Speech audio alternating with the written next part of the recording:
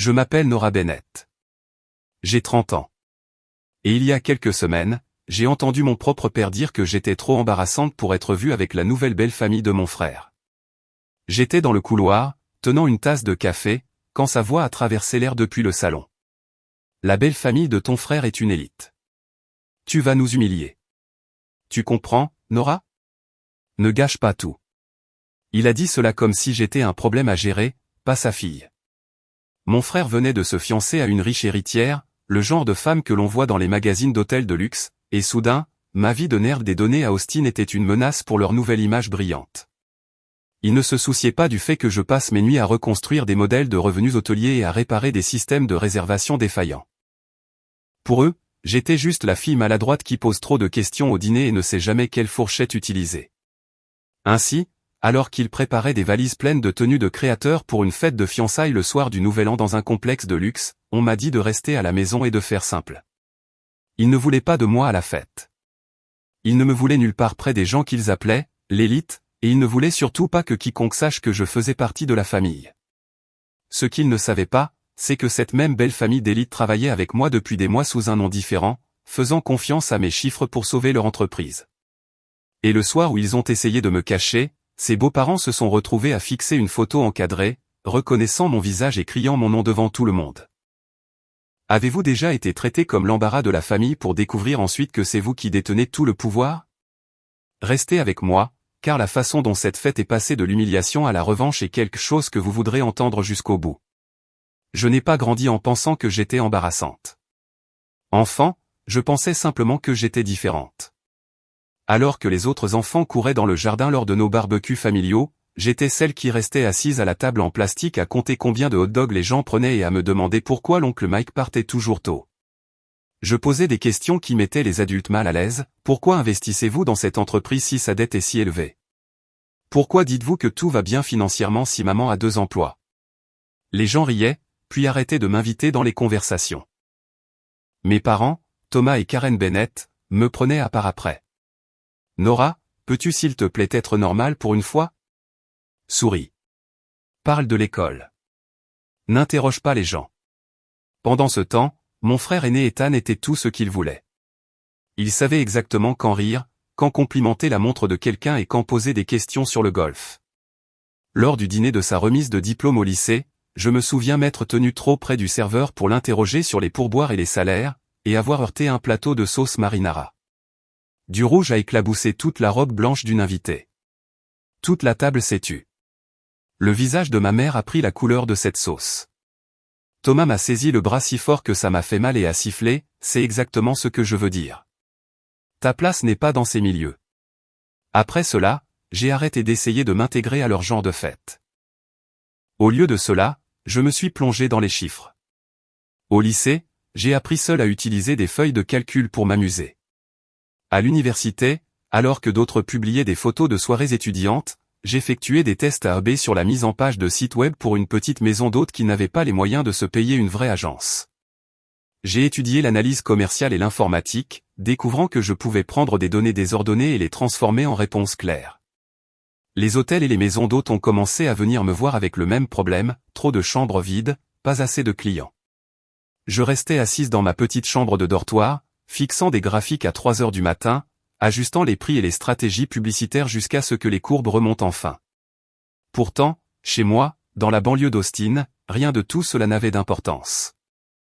Quand j'ai mentionné avoir décroché mon premier client, ma mère a souri poliment et a dit « Alors, tu fais toujours ce truc en ligne ?» Mon père a balayé l'idée d'un revers de main, c'est juste temporaire. Elle finira par trouver un vrai travail. Ethan, d'un autre côté, s'est lancé directement dans le droit après l'université, a rejoint un cabinet d'avocats d'affaires et est redevenu instantanément le fils prodige. Mes parents le présentaient à tout le monde comme « notre futur associé dans un grand cabinet à Dallas, notre fierté et notre joie ». Quand je me présentais au dîner de famille en jean après une journée de 12 heures à conseiller 3 petits hôtels à la fois, ma mère chuchotait « Pourrais-tu au moins faire semblant de ne pas travailler depuis ta chambre ?» À un moment donné, quelque chose en moi a craqué. S'il ne voyait jamais ma valeur dans la pièce, je la construirais discrètement à l'extérieur de celle-ci. J'ai enregistré ma propre petite entreprise de conseil, Bennett Analytics, et j'ai commencé à dire « non » quand mes parents essayaient de m'entraîner à des fêtes où je savais que je serais la risée de tous. J'ai choisi les données plutôt que les tables de dîner, et les tableaux de bord plutôt que les petites conversations polies. Et pendant qu'il s'occupait de peaufiner l'image d'Ethan, j'apprenais lentement quelque chose dont il n'avait aucune idée. Entre de bonnes mains, les chiffres peuvent changer le destin d'une entreprise entière. La question était de savoir ce qui se passerait le jour où mes chiffres entreraient en collision avec leur obsession pour le statut social. La première fois que Harrington et Val est entré dans ma vie, c'était parce que quelqu'un d'autre était désespéré. J'étais dans mon appartement par un après-midi moite à Austin, à moitié endormi sur un tableur, quand un email est apparu avec pour objet « Urgence, chaîne de centres de villégiature de taille moyenne en difficulté. Pouvez-vous aider ?» Une petite agence pour laquelle j'avais travaillé en freelance paniquait. Ils avaient un client dont les réservations s'étaient effondrées après la pandémie, une marque de luxe avec de gros budgets marketing et des attentes encore plus grandes. Ils avaient besoin de quelqu'un capable de donner un sens au chaos, rapidement. Ce client était Harrington et Val Resorts, bien qu'à ce moment-là, ce ne soit qu'un logo et un nom dans une pièce jointe. Quelques heures plus tard, mon téléphone a sonné. « Ici Graham Harrington », a dit la voix, posée mais trahissant une certaine tension. « On nous a dit que vous pouviez sauver les meubles avec les chiffres. » Je me suis redressé sur ma chaise. « Pas de caméra », a-t-il ajouté rapidement. « Notre connexion est horrible en ce moment. Restons à l'audio. » Cela me convenait parfaitement, j'aimais ne pas être vu. Au cours de l'heure suivante, il a tout exposé. Leurs établissements phares étaient à moitié vides, les concurrents gagnaient des parts de marché et la dernière agence avait englouti un budget à 7 chiffres pour un résultat quasi nul. Nous avons besoin de quelqu'un qui comprenne réellement les données, pas seulement de belles présentations, a-t-il déclaré. Pouvez-vous plonger dans nos systèmes, nous dire ce qui ne va pas et le réparer? J'aurais dû être intimidé, mais ce que j'ai ressenti était tout autre chose, de la clarté. C'était juste une version géante du même puzzle que je résolvais depuis des années. J'ai demandé l'accès à leur système de réservation, à leurs comptes publicitaires et aux analyses de leur site web. En quelques jours, je passais au peigne fin des années de chiffres, repérant des schémas que personne dans leur équipe n'avait remarqués. Leur tarification était statique sur un marché devenu incroyablement dynamique. Leur publicité ciblait les mauvaises tranches d'âge dans les mauvaises villes.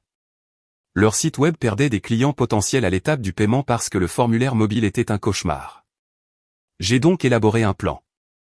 Nous avons testé une tarification dynamique liée aux courbes de demande, modifiant les tarifs par de minuscules pourcentages en fonction de la saisonnalité et des recherches en temps réel. Nous avons arrêté la moitié de leurs campagnes publicitaires inutiles et réorienté le budget vers un trafic de recherche à forte intention et des audiences sociales ciblées.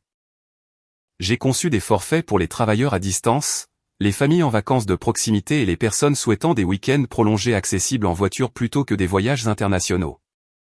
C'était plus risqué que les rapports prudents qu'ils avaient l'habitude de voir, et je le leur ai dit. Graham a marqué une pause au téléphone, puis a dit, « Si vos chiffres sont justes, nous n'avons plus rien à perdre. Faites-le. » Pour la première série de tests, j'ai même mis une partie de mes propres honoraires de conseil en jeu, en structurant une partie sur la base de la performance. Si j'échouais, je ne gagnerais presque rien. Si cela fonctionnait, nous serions tous deux gagnants. Le premier mois, les graphiques ont légèrement bougé. Le deuxième mois, ils ont grimpé en flèche. Les taux de réservation ont augmenté, les revenus ont suivi, et même le conseil d'administration a cessé de mettre la pression à Graham. Il m'a appelé tard un soir, la voix plus légère que je ne l'avais jamais entendue. « Vous n'avez pas idée de ce que vous avez fait pour nous, Nora. Notre équipe prépare un mur d'études de cas dans notre complexe principal pour célébrer ce redressement. Nous voulons votre visage dessus, votre nom, tout. » J'ai ri et lui ai dit que je préférais rester dans l'ombre, mais j'ai quand même envoyé une photo professionnelle, juste au cas où ils insisteraient. Sur la maquette interne qu'ils m'ont envoyée par email, ma photo était là, dans un cadre doré avec la légende « Stratège de données et de croissance, Nora Bennett ». J'ai fermé le fichier avant de pouvoir trop y réfléchir. Pour moi, c'était juste une victoire silencieuse de plus que personne à la maison n'avait besoin de connaître. Ce que je ne réalisais pas alors, c'est que cette même chaîne de centres de villégiature revitalisés accueillerait bientôt un gala de charité étincelant. Et lors de ce gala, mon frère aîné si soigné, Ethan, rencontrerait une femme nommée Leia Harrington, l'héritière millionnaire dont mes parents tomberaient amoureux bien avant de jamais m'accepter. Ethan m'a appelé environ 3 mois après ce premier grand redressement pour Harrington et Val. Sa voix était enthousiaste, d'une manière que je reconnaissais chaque fois qu'il pensait monter en grade. « Et, tu es libre pour prendre un café ? J'ai des nouvelles. » Nous nous sommes retrouvés dans un endroit chic du centre-ville, le genre d'endroit avec des sols en béton et des cortados trop chers. Il est entré portant un costume sur mesure, même si c'était un samedi, ce sourire facile plaqué sur le visage. Je pouvais dire, avant même qu'il ne prononce un mot, que ce qu'il allait m'annoncer rendrait nos parents très, très fiers. Il ne m'a même pas laissé finir de dire bonjour. « Je suis fiancé », a-t-il dit, lâchant le mot entre nous comme un trophée. À Leia. Leia Harrington. Le nom m'a frappé comme un bug dans mon cerveau. Harrington ? Comme dans Harrington et Val, ai-je demandé prudemment. Ouais, a-t-il dit, les yeux brillants. Sa famille possède cet empire hôtelier de dingue. Ils organisent tout le temps des événements de charité et des collectes de fonds politiques. Papa est en train de paniquer dans le bon sens. J'ai forcé un sourire. J'avais passé des mois au cœur des chiffres de cet empire, les sauvant de l'effondrement, mais dans le monde d'Ethan, j'avais toujours 10 pas de retard sur l'image qu'il cultivait. C'est génial, ai-je dit. Je suis contente pour toi. Nous avons discuté un moment de la demande en mariage, de la bague et de la réaction de nos parents. Bien sûr, ils étaient ravis. C'est le genre de connexion dont ils avaient toujours rêvé, la porte dorée vers le monde qu'ils admiraient dans les magazines et à la télévision. Ce n'est qu'une fois qu'Ethan eut terminé son histoire que son expression changea, comme s'il avait gardé la partie inconfortable pour la fin. Alors, il y a une fête de fiançailles pour le réveillon du Nouvel An, a-t-il commencé, traçant le bord de sa tasse. Dans l'un des complexes hôteliers de la famille de Leia. Ça va être énorme. Ses parents invitent des donateurs, des partenaires commerciaux, quelques politiciens. C'est un grand moment. J'ai hoché la tête, attendant le moment où il me demanderait si j'avais besoin d'aide pour réserver des vols ou choisir une robe. Au lieu de cela, il s'est raclé la gorge. « Écoute, Nora, a-t-il dit, et mon estomac s'est noué. Je pense qu'il vaut mieux que tu ne viennes pas à celle-ci. Je l'ai dévisagé. Que je ne vienne pas ? C'est ta fête de fiançailles. C'est un public très particulier, a-t-il dit lentement. Les parents de Leia, leurs amis. Ils sont habitués à un certain environnement. Tu sais comment tu es dans ces situations. Comment je suis, ai-je répété, la voix plus tranchante. Il a levé les mains comme pour se protéger. Tu poses ces questions pesantes. Tu mets les gens mal à l'aise. Tu ne joues pas vraiment le jeu. Papa pense que ce serait peut-être trop stressant pour toi. Trop stressant pour moi, ou trop embarrassant pour vous, ai-je demandé. Il a grimacé, ce qui m'a dit tout ce que j'avais besoin de savoir. Ethan, je travaille avec des hôtels et des complexes hôteliers pour gagner ma vie, j'ai eu envie de dire. J'en sais plus sur le genre de personne que tu essaies d'impressionner que toi. Mais il a continué à parler. Nous n'avons qu'une seule chance pour une première impression avec la famille de Leia. C'est l'élite, Nora. Ils sont habitués à certaines manières, à une certaine image. Maman et papa sont déjà nerveux. Ils pensent que c'est plus prudent si tu ne viens pas, plus prudent, comme si j'étais une tempête imprévisible qui pourrait gâcher sa grande soirée. J'ai ri, mais le son était plat. Donc, je ne suis pas invité à la fête de fiançailles de mon propre frère parce que je ne corresponds pas à l'image. Il ne pouvait pas croiser mon regard.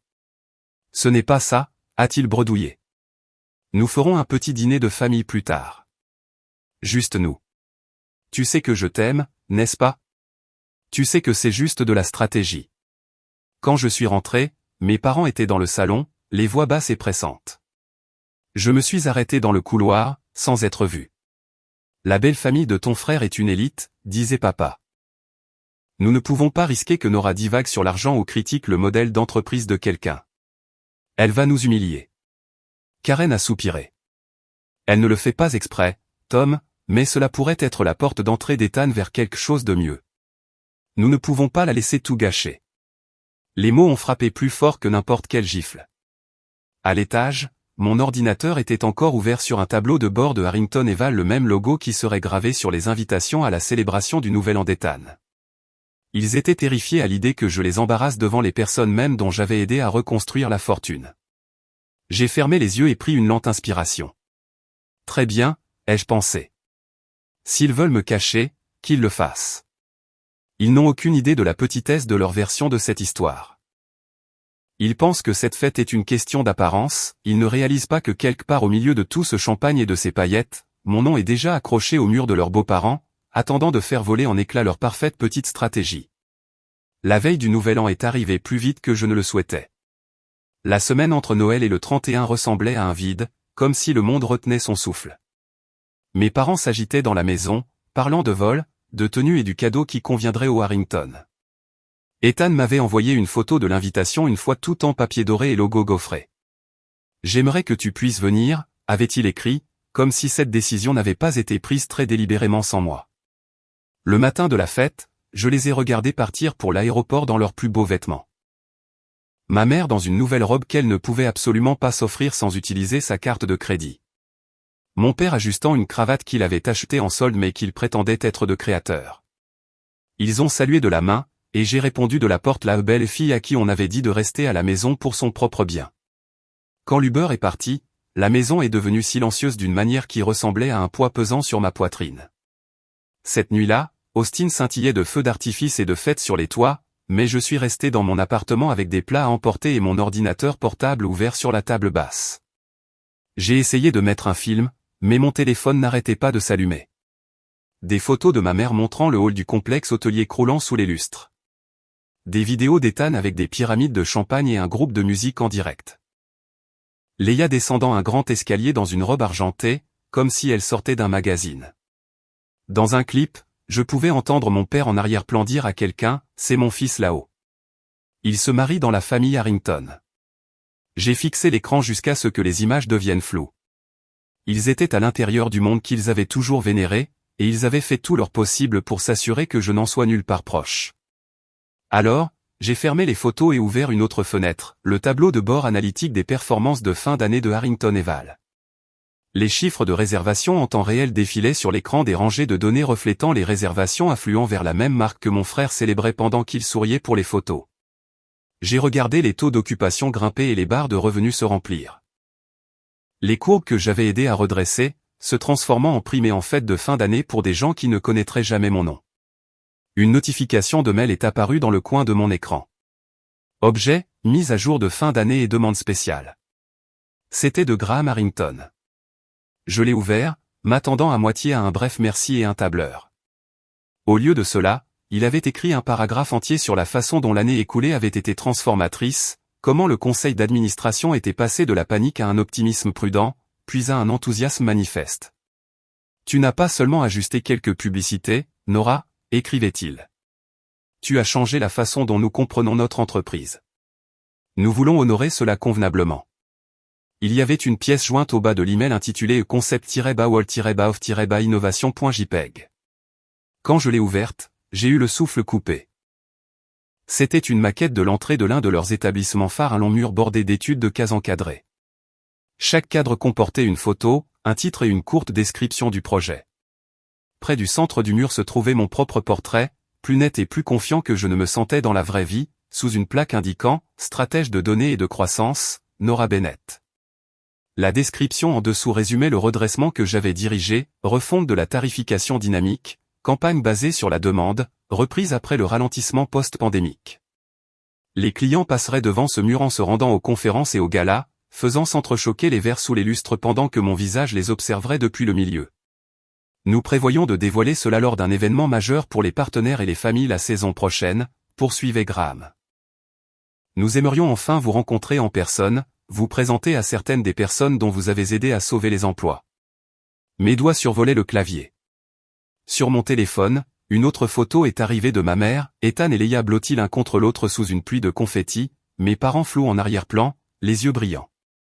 J'imaginais que quelque part, non loin de l'endroit où ils posaient, ce mur finirait par exister ma photo encadrée contredisant silencieusement chaque histoire qu'ils avaient racontée sur le fait que j'étais une déception. Quelle ironie ce serait si l'endroit qu'ils cherchaient désespérément à protéger de ma présence finissait par être le seul endroit qui insistait pour mettre mon visage au premier plan. J'ai répondu à Graham par un oui simple et professionnel. Je lui ai dit que je serais honoré d'y assister le moment venu.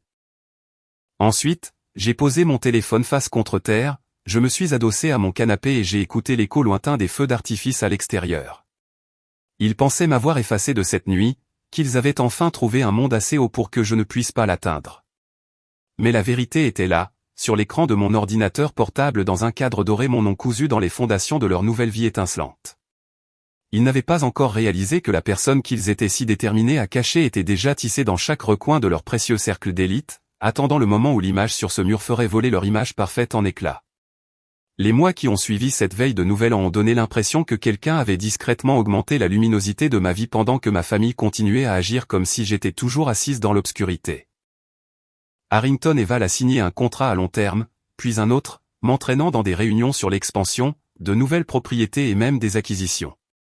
Je me retrouvais soudainement dans des appels nocturnes concernant l'ouverture de complexes hôteliers en Californie et dans les Caraïbes, effectuant des simulations sur ce qui se passerait s'ils modifiaient toute leur structure tarifaire pour la basse saison. Mes journées se fondaient dans des tableaux de bord et des dossiers stratégiques, le genre de travail dont les gens de mon univers rêvent. Mon compte bancaire le ressentait aussi. J'ai troqué ma vieille voiture pour une hybride fiable, j'ai enfin réparé la fuite du plafond de ma salle de bain et j'ai emménagé dans un appartement d'une chambre qui n'avait pas l'air de pouvoir s'effondrer pendant un orage. J'ai fait tout cela discrètement. Pas de grandes annonces, pas de vantardise sur les réseaux sociaux. Je savais exactement comment mes parents réagiraient si j'essayais d'expliquer les contrats basés sur la performance ou les primes de rétention. Ils souriraient, hocheraient la tête et me demanderaient si j'avais pensé à postuler pour un vrai travail dans un bureau local. Pendant ce temps, la vie d'Ethan ressemblait à une compilation de moments forts. Ma mère m'envoyait constamment des mises à jour, des photos de lui et Leia à des dégustations de vin, des bals de charité et des retraites de luxe, des captures d'écran d'articles mentionnant le nom Harrington avec des légendes comme « Ton frère était là hier soir ». Peux-tu imaginer? Lors des dîners du dimanche auxquels je participais, la conversation tournait autour des plans de mariage et des listes d'invités et de l'incroyable chance que notre famille appartienne bientôt à des événements où les gens portent des smokings et parlent de comptes offshore. Une fois, devant un pain de viande, Ethan a dit « Graham fait appel à une sorte de consultant de génie pour leur nouvelle stratégie de données. Le gars est pratiquement un magicien avec les chiffres. Si je joue bien mes cartes, je pourrais finir par travailler sur certains de ces dossiers. » J'ai pris une lente gorgée d'eau pour cacher ma réaction. Maman avait l'air impressionnée. « Tu vois, c'est le genre de fréquentation qu'il te faut, » a-t-elle dit. Des gens qui savent comment faire bouger les choses. Je me demandais ce qu'elle dirait si je lui disais que le soi-disant magicien avait passé la matinée à argumenter avec Graham pour savoir si nous devions limiter l'occupation pendant certaines vacances afin de protéger la valeur de la marque à long terme. Et ce magicien, c'était moi. Mais je n'ai rien dit. Laissez-les parler de proximité avec le pouvoir, j'étais occupé à le construire. Un après-midi au début de l'automne, un email de l'assistante de Graham est arrivé, me faisant me redresser. Nous finalisons les détails du gala des partenaires et des familles dans notre établissement phare de Miami, écrivait-elle. C'est à la fois une célébration du redressement de cette année et un gala de fiançailles pour mademoiselle Leia Harrington et monsieur Ethan Bennett. Graham et Céleste sont particulièrement impatients de vous honorer ce soir-là. Ils aimeraient que vous soyez au premier plan lorsque nous dévoilerons le mur de l'innovation. L'invitation officielle était jointe gaufrée et lourde même à travers l'écran. Mon nom était imprimé près du haut de la liste des invités sous une section intitulée « Partenaires stratégiques ». Le nom de mon frère se trouvait plus bas sous « Famille du marié ». Pendant une seconde, je suis resté à fixer l'écran. Je n'avais pas encore eu de nouvelles de mes parents concernant cet événement, mais je pouvais déjà imaginer la conversation. Ils se vanteraient d'être invités à un gala de Nouvel An ultra exclusif dans le complexe hôtelier préféré de Leia. Ils parleraient de la restriction de la liste des invités, du fait que seules les bonnes personnes étaient autorisées à entrer et quelque part entre les discours et le champagne, ils prévoiraient de m'écarter discrètement du tableau une fois de plus. La différence cette fois était simple, les Harrington ne m'invitaient pas en tant que sœur maladroite d'Ethan. Ils m'invitaient en tant que personne ayant changé la trajectoire de leur entreprise. J'ai appelé Graham pour confirmer les détails, gardant ma voix ferme. Il semblait sincèrement enthousiaste. « Nous avons parlé de vous à tout le monde », a-t-il dit. J'ai hâte de voir leur visage quand ils réaliseront que la personne derrière ces chiffres est réelle. J'ai raccroché, je me suis adossé à ma chaise et j'ai laissé l'ironie de la situation m'envahir. Ma famille avait passé une année entière à essayer de m'évincer de leur récit parfait, convaincu que je les embarrasserais devant leur belle famille d'élite. Mais à cette fête, dans ce complexe étincelant, il n'y aurait aucun moyen de me cacher. Mon visage les attendrait dès qu'ils franchiraient la porte, encadré d'or, mon nom gravé dans le métal. Ils pensaient grimper dans un monde auquel je n'appartenais pas, ils allaient découvrir que ce monde était le mien bien avant qu'ils n'y mettent les pieds. L'établissement phare des Harrington à Miami ressemblait exactement au genre d'endroit dont mes parents fantasmaient en feuilletant des magazines sur papier glacé. Sol en marbre, palmiers imposants dans des jardinières surdimensionnées, et le genre d'arrangements floraux qui coûtait probablement plus cher que ma première voiture. Le soir du gala, l'air était chaud et bourdonnait d'argent. Le personnel en uniformes impeccables se déplaçait comme une chorégraphie, guidant les invités vers la grande salle de bal. Je suis arrivé tôt, comme demandé non pas en tant que sœur d'Ethan, mais en tant que l'un des partenaires stratégiques. Une coordinatrice m'a remis un badge avec mon nom imprimé en lettres noires nettes, Nora Bennett, stratège de données et de croissance. Le voir a provoqué un pincement dans ma poitrine. Pour une fois, mon identité n'était pas réduite à elle fait quelque chose sur Internet. À l'intérieur du foyer, le mur de l'innovation s'étendait sur un côté, tout comme sur la maquette. Cadre doré, éclairage tamisé, chaque étude de cas racontant une partie de l'histoire de la survie de l'entreprise. Mon cadre se trouvait près du centre. Ma photo, mon nom, mon travail. Graham et Céleste sont venus, tout sourire et d'une chaleur sincère. Ils m'ont présenté aux membres du conseil d'administration et aux chefs de département des gens dont les moyens de subsistance étaient liés à des décisions que j'avais aidé à façonner. Pendant la première heure, j'ai complètement oublié ma famille. J'ai parlé de chiffres et de plans futurs et j'ai ri à la plaisanterie d'un directeur financier sur les prévisions. J'étais dans mon élément. Puis j'ai entendu la voix de ma mère.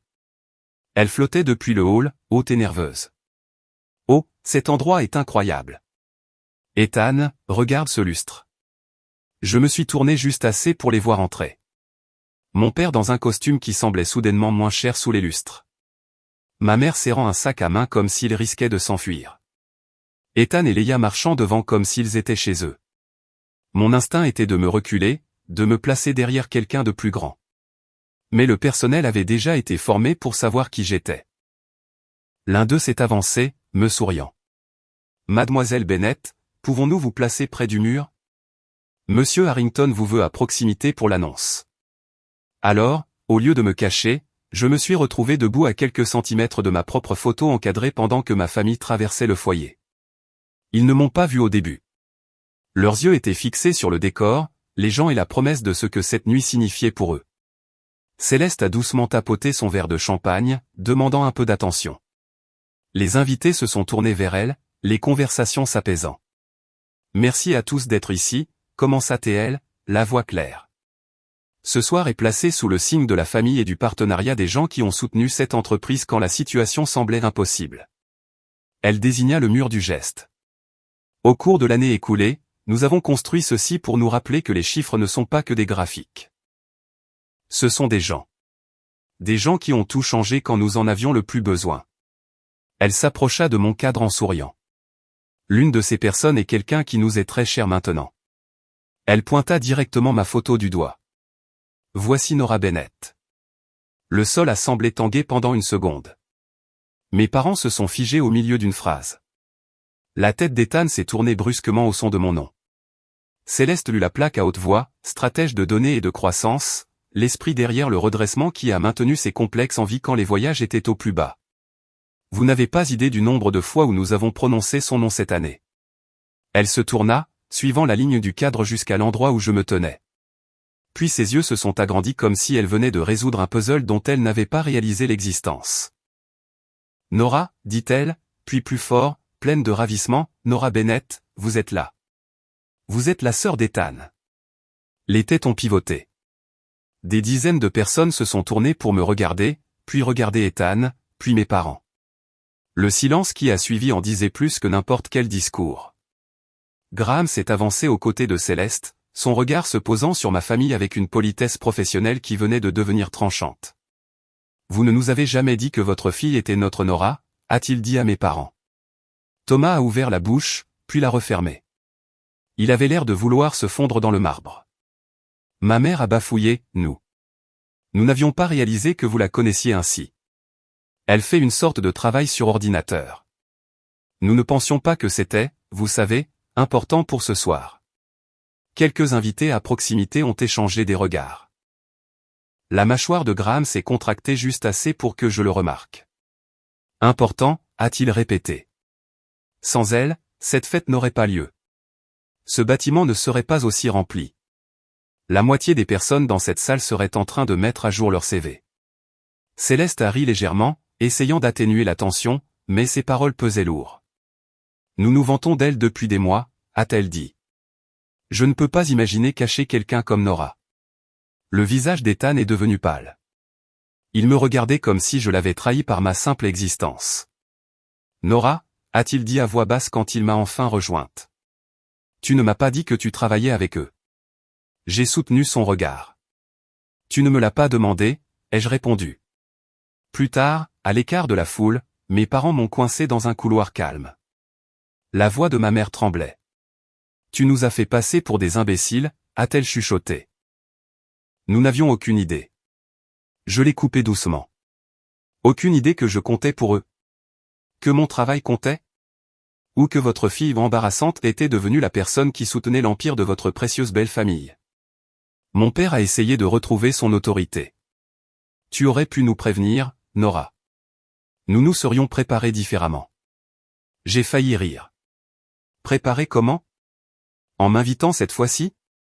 En prétendant que vous étiez fier? Ethan s'est avancé, les yeux vitreux. Écoute, peut-être que nous avons mal géré les choses, a-t-il dit. Mais tu sais comment sont maman et papa. Nous voulions juste que tout se passe bien. Tu veux, ajouta-t-il rapidement, n'est-ce pas? Faire partie de cette famille. C'est à ce moment-là que quelque chose en moi s'est apaisé. J'ai réalisé que j'avais passé des années à me torturer, à courir après une version de l'appartenance qui venait toujours avec des conditions. Ne pas en dire trop. Ne pas poser les questions qui fâchent. Ne pas faire d'ombre à la personne qu'ils avaient décidé d'être la star. J'ai pris une inspiration. Je serai toujours ta sœur, ai-je dit à Ethan. Et je serai toujours leur fille. Mais j'en ai fini de mendier une place à une table où le prix d'entrée est de prétendre que je suis moins que ce que je suis. Je ne vais plus m'effacer pour que vous puissiez paraître plus grand. Les yeux de ma mère se sont remplis de larmes. Nora, nous avions juste peur, dit-elle doucement. Peur que tu nous embarrasses. J'ai hoché la tête. Et ce soir, vous avez découvert que la seule chose embarrassante était le peu de confiance que vous aviez en moi. C'est votre responsabilité, pas la mienne. De retour dans la salle de bal, quand Graham m'a présenté sur scène comme une partenaire clé, les applaudissements m'ont semblé différents de toutes les approbations que j'avais recherchées en grandissant. Ce n'étaient pas des applaudissements polis de parents qui écoutaient à peine. C'étaient des gens qui avaient vu les résultats et les appréciaient, des gens qui se fichaient que je porte la mauvaise robe ou que je pose des questions bizarres tant que je me présentais avec la clarté qui permettait de maintenir leur activité. Debout là, sous cette douce lumière dorée, j'ai compris quelque chose que j'aurais aimé qu'on m'apprenne des années plus tôt, parfois, la vengeance la plus puissante n'est ni dramatique ni cruelle. C'est de choisir de ne plus remettre votre valeur entre les mains de gens qui ne savent que la déprécier. C'est de laisser votre succès s'exprimer dans des pièces où ils n'auraient jamais pensé que votre voix serait entendue et de refuser de vous éteindre simplement pour que des gens peu sur deux puissent se sentir grands. Si votre famille vous a déjà fait sentir comme celle qui est embarrassante, celle qui est en trop, celle qui doit être cachée pour qu'ils puissent paraître à leur avantage, je veux que vous entendiez ceci, leur incapacité à voir votre valeur n'efface pas la valeur elle-même. Vous avez le droit de construire une vie qui honore qui vous êtes, même si cela signifie prendre de la distance avec les personnes qui vous ont appris à douter de vous. Vous avez le droit de les aimer tout en disant non quand leurs attentes vous écrasent. Au final, mes parents ont dû passer devant cette photo encadrée de moi chaque fois qu'ils se déplaçaient dans le complexe cette nuit-là. Mon nom était gravé sur le mur du monde qu'ils vénéraient. C'était eux qui s'effaçaient, et évitaient le regard des autres et répétaient des excuses. J'ai simplement continué à marcher, les épaules droites, comprenant enfin que le véritable épanouissement n'était pas d'être accepté par eux, c'était d'apprendre à m'accepter moi-même d'abord. Et si vous avez déjà été celle qu'ils ont essayé de cacher, j'espère que mon histoire vous rappellera que vous n'êtes pas seul. Dites-moi dans les commentaires si vous avez déjà dû vous éloigner de personnes qui ne voyaient pas votre valeur. Peut-être que votre histoire sera celle qui aidera quelqu'un d'autre à enfin défendre la sienne.